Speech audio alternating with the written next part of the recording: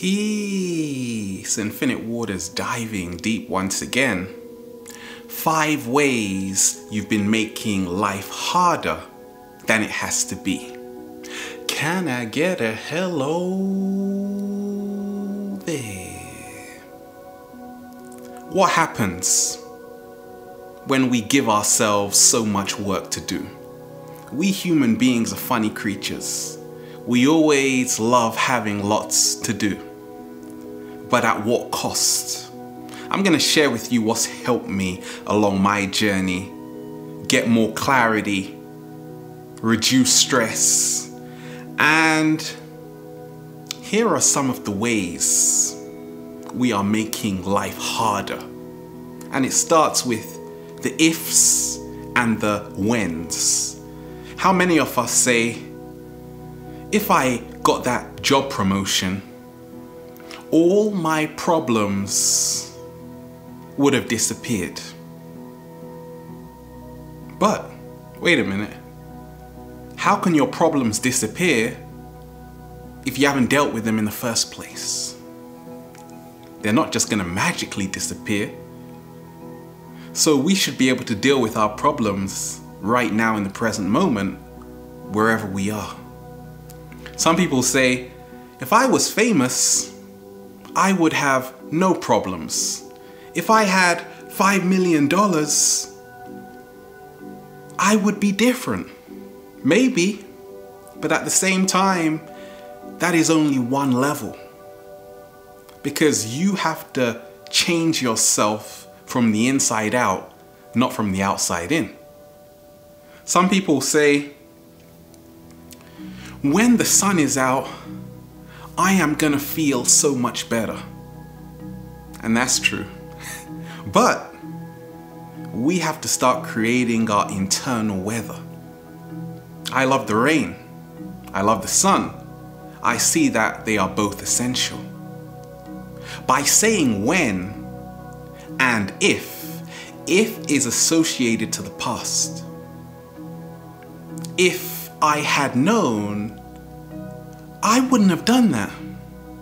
But you did it. So, relax. When is associated with the future, because once again, it allows us not to step into that radical action. That's the secret. So, I let go of the ifs and whens to not make life harder than it is. Also, another tool in becoming your greatest version is to stop comparing yourself to other people, because that's what makes life harder than it has to be. So you see someone and you say, no, I should have that body. You see someone and say, no, I should live there. You see someone and say, I'm not happy with who I am, so I want to be them. What happens when we do that? Now we disregard who we are in the attempts of being someone else. This causes an awful lot of problems down the road, because now you have a lack of self-love for yourself, but also we fall into the illusion of competition. We fall into the illusion of separation, and we fail to see that life is about contrast. I am not in competition with anyone. And the secret to not be in competition is to accept yourself 100%. People say, okay, how do you do it? Create your own signature. Certain singers, you know them because of the tone of their voice. How come? Because they're smart.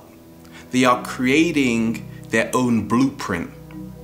Once you are attempting to be like someone else, now you are becoming a clone.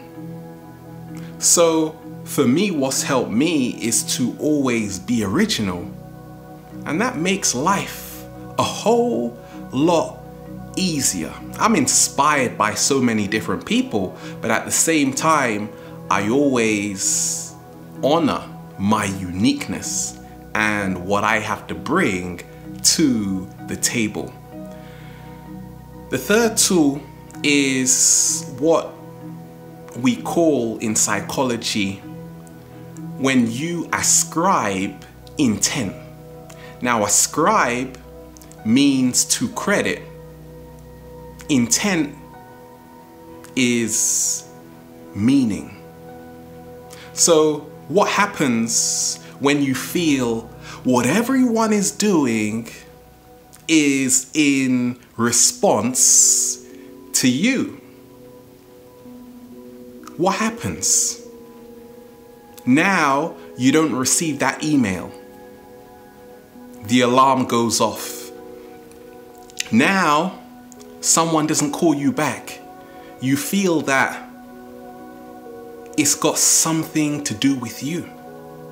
I talk of happy people as being in balance, as being in equilibrium. And the only reason they can do that is because they don't take everything personally. I don't. And it gives you so much freedom when you realize that, look, so many people right now are dealing with so much. But when you ascribe intent to feel a certain way about someone else's behavior, once again, we fall into that illusion that we can control what other people are doing. And that control creates the resistance. The resistance creates the discomfort, and the discomfort creates the unhappiness. But happiness is where we let go of resistance. So we realize that, hey, it's got nothing to do with me. I'm sorry. And that allows you just to flow, just to step into the rhythm, and just to be on cruise control. The fourth tool is when you let fear be your guide. Don't come to me for fear, because I don't sell fear. I'm sorry.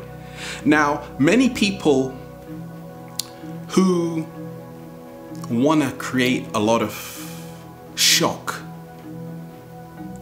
attention, they want to create a massive story. They use fear because they know that affects you at a visceral level, emotionally. That is why so many of us are drawn to fear, because it's coming from the R complex of our brains, what we call the reptilian part of our brains, which is a very low frequency, but it is very accessible to each and every one of us. But what happens when you let fear guide you? Now we start to make life harder than it is. Because once again, we focus all our attention towards something negative. You see what's happening in the media. It's full of fear. So now fear becomes the addiction. And what happens? We begin to become desensitized. we begin to become disconnected, not only from ourselves, but from the world around us. So I don't let fear rule.